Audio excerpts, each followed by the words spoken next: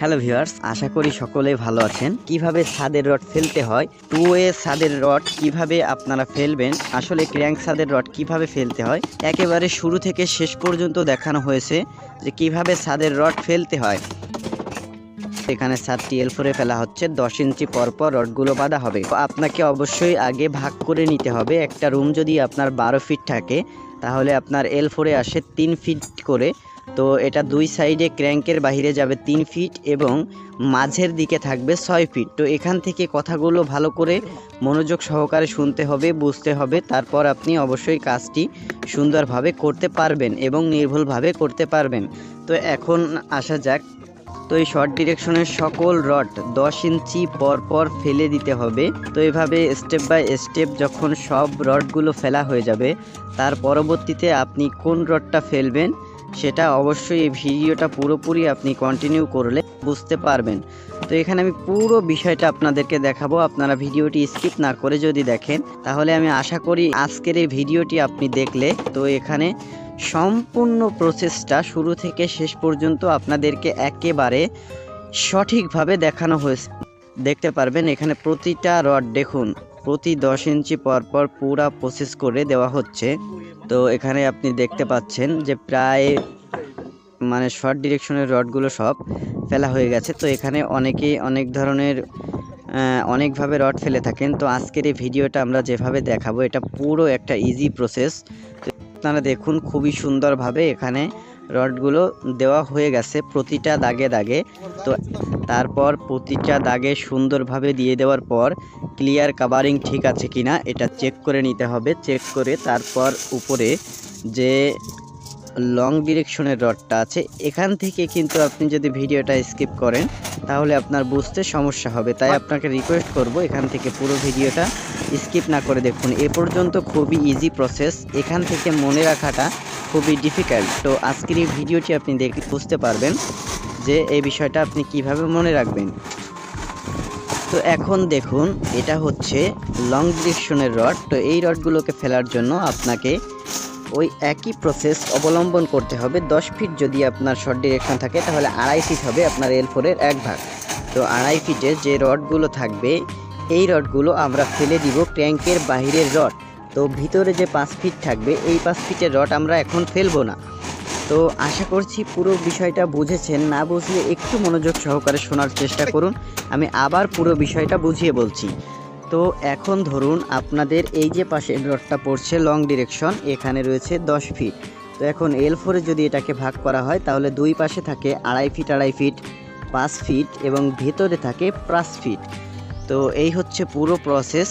এখানে 5 ফিট যদি থাকে তাহলে আপনার 5 ফিটের রড আগে ফেলা যাবে না। ভিতরের যে 5 ফিট রয়েছে দুই পাশের যে 2.5 ফিট 2.5 ফিটকে আলাদা করা হয়েছে এই 2.5 ফিটের রডগুলোকে আমরা আগে ফেলে নিব। এরপর আমরা এই যে রডগুলোকে ফেলেছি তো এই রডগুলোকে আগে সুন্দর করে সোজাভাবে বাইন্ডিং করে নিব যেন কোথাও রডগুলো এলোমেলো না থাকে।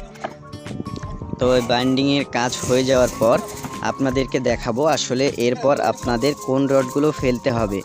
তো এখান থেকে আপনারা স্কিপ করলে কিন্তু ভাই কোনো বিষয় বুঝবেন না। তো দেখুন এগুলো বাঁধা হয়ে গেছে। বাঁধা হওয়ার পর এর ভিতরে যে 5 ইঞ্চি গ্যাপ রয়েছে 10 ইঞ্চি গ্যাপের মিডিলে একটা করে রড ফেলে রাখতে হবে, তাতে করে পরবর্তীতে আর কোনো রড ঠেলতে হবে না।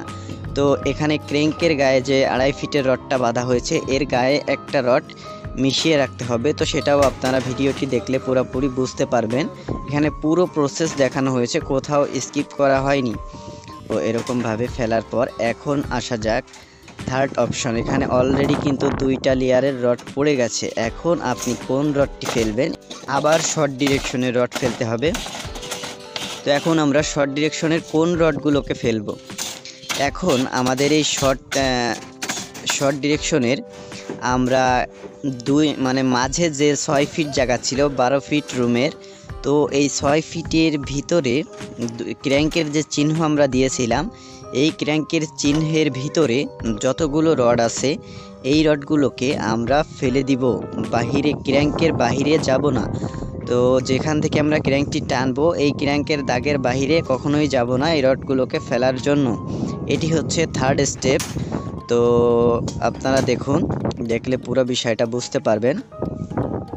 এই দেখুন এখানে দিয়ে দেওয়া হচ্ছে। এখন আপনি কোন রডটা ফেলবেন দেখুন, এখন আপনাদের আবার লং ডিরেকশনের রডটাকে ফেলতে হবে। এখন আপনারা ফেলবেন হচ্ছে সেম প্রসেস, লং ডিরেকশনের যে 5 ফিট ভিতরে ছিল, ভালো করে লক্ষ্য করুন, শুধু কথার সঙ্গে মিলিয়ে নেবেন এবং বুঝে নেওয়ার চেষ্টা করুন, তাহলে আশা করছি আপনি দেখতে পারবেন। যদি না বুঝে থাকেন তাহলে ভিডিওটি আবার প্রথম থেকে দেখুন, তাহলে আপনি এই যে লং ডিরেকশনে যে রডগুলোকে ফেলেছেন, এই যে 5 ফিট জায়গার ভিতরে, মানে 10 ফিটের যে ভিতরে 5 ফিট ছিল, এই 5 ফিটে যে লং ডিরেকশনের রডগুলোকে ফেলছেন, তো রডগুলোকে বাইন্ডিং করে নেওয়া, তা না হলে পরে সমস্যা হবে।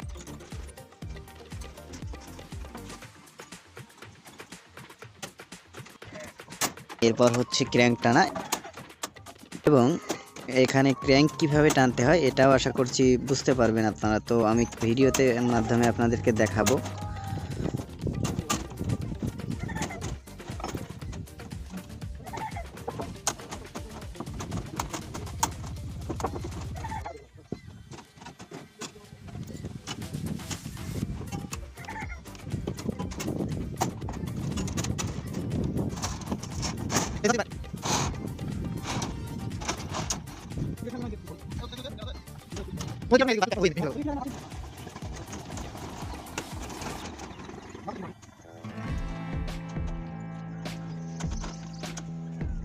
এরপর হচ্ছে ক্র্যাঙ্ক টানা।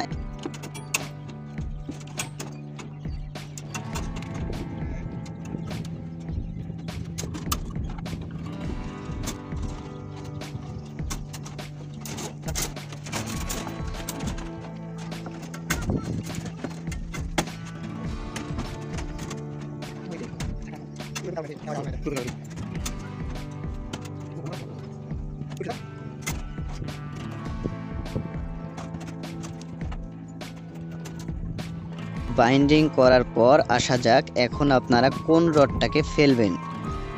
ক্র্যাঙ্কের বাহিরে যে 3 ফিট ছিল, ক্র্যাঙ্ক চিহ্নের বাহিরে, তো সেই 3 ফিটকে যে রডগুলো রয়েছে এই রডগুলোকে আমরা আসলে ফেলে দিব। তো এটা কিন্তু শর্ট ডিরেকশনের রডগুলোকে আমরা ফেলবো। তো এই দেখুন, এই যে বাহিরে ক্র্যাঙ্কের চিহ্নের বাহিরে যে রডগুলোকে থাকে, এই রডগুলোকে আমরা এখন ফেলে দিচ্ছি। ভালো করে দেখে নিন বিষয়টা, তাহলে বুঝতে পারবেন। তো এই হচ্ছে সব ক্র্যাঙ্কের সাথে উচ্চ মানে সেকেন্ড জালিতে যে রডগুলো বাঁধা হবে সেই রডগুলো পড়ে যাচ্ছে। তো ভিউয়ার্স, এরপর আমরা আপনাদেরকে দেখাবো কোন রডটি ফেলবেন। তো এবার দেখুন, আমরা এই যে লং ডিরেকশনের যে রডগুলো রয়েছে, এরপর এই রডগুলোকে আমরা ফেলে দিব। তো ফেলে দেওয়ার পর তারপর আসলে চলে আসবো রডগুলোকে বাঁধা। পুরা এই লেয়ার শেষ হয়ে গেলে কিন্তু পুরা রডটা ফেলে দেওয়া শেষ, এরপর আর কোনো কাজ নেই। এরপর হচ্ছে ক্র্যাঙ্ক টানা এবং এক্সট্রা টপ। আশা করছি এক্সট্রা টপ অবশ্যই আপনারা বুঝবেন। এবে হচ্ছে ক্র্যাঙ্ক টানা, এবং এখানে ক্র্যাঙ্ক কিভাবে টানতে হয় এটাও আশা করছি বুঝতে পারবেন আপনারা। তো আমি কিছুটা ভিডিওতে মাধ্যমে আপনাদেরকে দেখাবো। তো এই ছিল আজকের পুরো প্রসেসটা। তো যদি একটু ভিডিও উপকারে আসে বা ভালো লাগে তাহলে অবশ্যই কমেন্ট করে জানাবেন।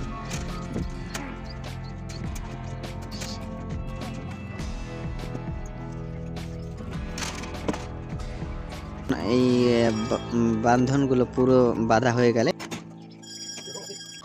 তো ক্র্যাঙ্ক টানার পর সেটআপগুলোকে কোথায় কিভাবে দিবেন, সেটআপ অনেকভাবেই দেওয়া যায়। একটা দেওয়া যায়, দুইটা দেওয়া যায়, তিনটা দেওয়া যায়, পরবর্তী ভিডিওর মাধ্যমে সেটাও জানানোর।